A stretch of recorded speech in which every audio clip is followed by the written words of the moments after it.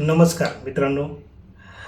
नेहमी आम्ही क्लायंटबरोबर जेव्हा इन्व्हेस्टमेंटची गोष्ट करतो तर फायनान्शियल प्लॅनिंग करताना आधी त्याला प्रोटेक्शन काय असतं, सेविंग काय पाहिजे आणि इन्व्हेस्टमेंट ह्या तिन्ही गोष्टी सांगतो.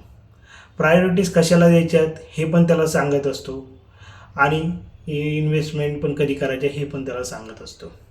तर रिसेंटली असा एक एक्सपिरियन्स आला की एका क्लायंटला 6 महिन्यापूर्वी आम्ही फायनान्शियल प्लॅनिंग केलं.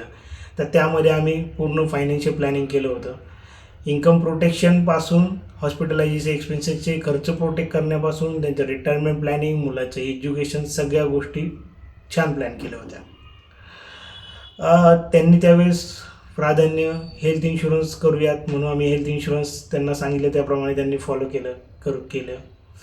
त्यानंतर त्यांना आम्ही टर्म इन्शुरन्स पण एक घ्या असं पण सांगितलं होतं, पण त्यांनी थोडंसं थांबा 6 महिन्यानंतर करूयात असं सांगितलं आम्हाला.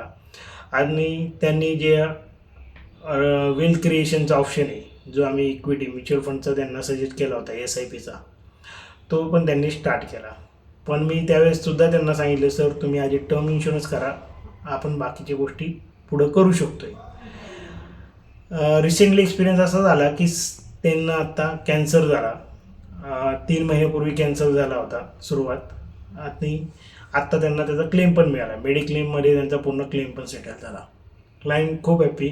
त्यांना भेटायला गेलो. भेटल्यानंतर त्यांनी सांगितलं, निलेश तुम्ही सांगितलं त्याप्रमाणे आपण आता फायनान्शियल प्लॅनिंगमधला जो पार्ट राहिला आहे माझा इन्कम प्रोटेक्शनचा, तो पण करणं गरजेचं आहे मला असं वाटते आणि आपण करूयात.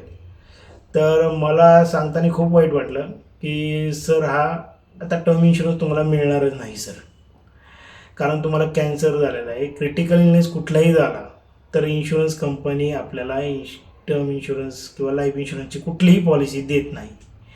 तर ते म्हणायला लागले, नाही तुम्ही जास्त प्रीमियम घ्या पण आपण करूयात आता. पण त्यांना मी समजून सांगितलं, सर नाही होणार. तर मला एकच गोष्ट सांगायची यावरनं की तुम्हाला अदर इन्व्हेस्टमेंट करायचं तुम्ही कुठेही करा, रिअल इस्टेटमध्ये करा, क्रिप्टोकरन्सीमध्ये करा, स्टॉक करा, SIP करा, कुठेही करा. पण इन्शुरन्स ही अशी गोष्ट आहे ती तुम्ही सर्वात आधी केली पाहिजे. का?